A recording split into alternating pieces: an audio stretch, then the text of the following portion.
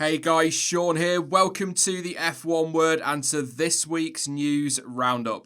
Now first off, Christian Horner has said that Pierre Gasly could return to Red Bull in the future, appearing to leave the door at least ajar for the Frenchman. Gasly began his 2019 season with Red Bull before being dropped to Toro Rosso in favour of Alexander Albon following a difficult first half of the season. However, since returning to Toro Rosso, Pierre has definitely found his form again and has been impressing with the team as well, of course securing that excellent second place finish last time out in Brazil. And Horner, who has been impressed with how Gasly handled being dropped in the first place, said that if we didn't believe he was a candidate for us, we would have released him from the contract. But obviously, we still believe in his talent and that's why we retained him within the group.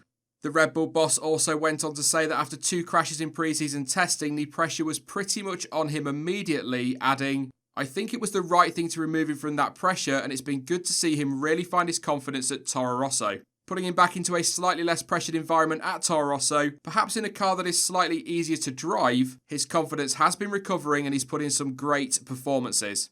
That was echoed by Helmut Marko, who believes that Gasly would have struggled to recover had he remained at the Red Bull team, adding though that they never really lost faith in him and that they always believed in him. And this story is the subject of this week's poll. Quite simply, do you think Pierre Gasly will ever get another chance at the main Red Bull team? You can, as ever, vote by clicking on the annotation at the top right of the screen and have your say. Moving on, and next season all teams will have to run a second fuel flow sensor as the FIA try to clamp down on teams trying to exploit the rules in order to gain a performance advantage. Now, after the Brazilian Grand Prix, the FIA investigated 3 fuel systems believed to be from Ferrari, one of their customers, and a non-Ferrari powered car, with the governing body issuing another technical directive on Wednesday, instructing the teams that they will have to run that second sensor in 2020, as opposed to, obviously, the one they have been running in recent years.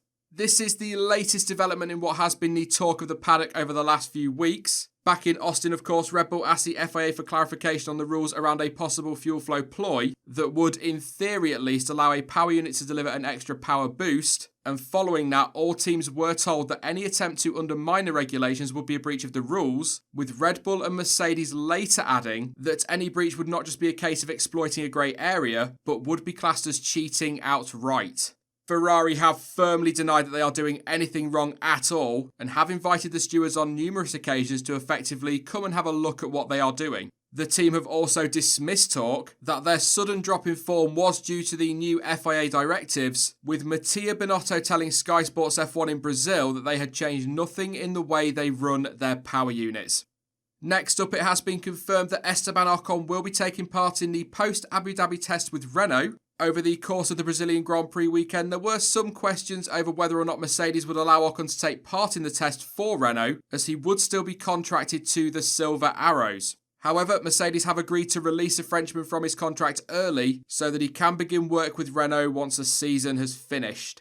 As I'm sure you'll remember, it was announced earlier in the year that Ocon will be racing for the Enstone team in 2020, alongside Daniel Ricciardo and in place of Nico Hülkenberg. He will still apparently have a management relationship with Mercedes and will be on reserve driver duties with the team until qualifying next weekend, and then will drive the Renault across both days of the post-season Pirelli tyre test. Renault are the only team to confirm their lineup for the test, with Racing Point announcing that Sergio Perez will take part in the test on Tuesday, December 3rd, with Lance Stroll in the car on the Wednesday.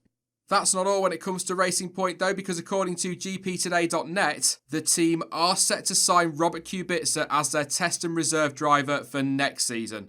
Now, in the last news roundup, I covered a story that claimed Haas were the favourites to land the pole. However, Racing Point now looks set to beat them to his signature. Sources have told GPtoday.net that Kubica is close to signing a deal with the team to work alongside obviously Sergio Perez and Lance Stroll and to help them in developing the car. Haas are understood to still be chasing the pole, with Gunther Steiner saying that he is waiting for his decision.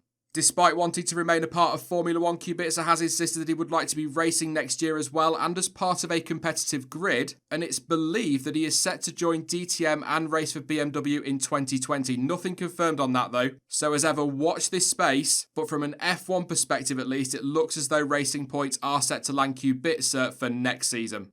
And finally, sticking with Kubica, these last 3 stories have really rolled into each other quite nicely. Good work, Sean. But anyway, George Russell said that he will miss racing alongside the pole, a teammate the rookie has described as incredibly knowledgeable and funny. Russell has had the better of Kubica over the course of this season, of course, in what has been an impressive and solid first year in F1. However, despite being 20-0 up in qualifying and on average 0.6 quicker over one lap, that's according to the racefans.net stats anyway, the Brit does look set to finish behind Kubica thanks to that point he picked up in Germany. Russell also said that he has learned a lot from his teammates over the course of this season. I have a great relationship with Robert, we get along well. He's incredibly knowledgeable on the technical side, and I learned a lot from how he deals with the engineers and the feedback he gives. It showed me there was more I need to improve to be more of a complete driver. As already touched on, Kubica will leave Williams at the end of this season, with his replacement expected to be announced at some point after the Abu Dhabi Grand Prix, although, provided all the super license stuff and whatnot works out as is expected, it's a pretty safe bet that Nicholas Latifi will be partnering Russell in 2020. That is it then for this video, but don't forget to drop a vote on that Gasly poll, and you can also let me know your thoughts on any of the news stories featured today down in the comment section. Now, I will be back soon with more content as ever, but in the meantime, don't forget that you can of course follow me over on social media, and all of the links you need for that are in the description down below. But as ever, thank you for watching. I've been Sean, this has been the F1 Word, and until next time, goodbye.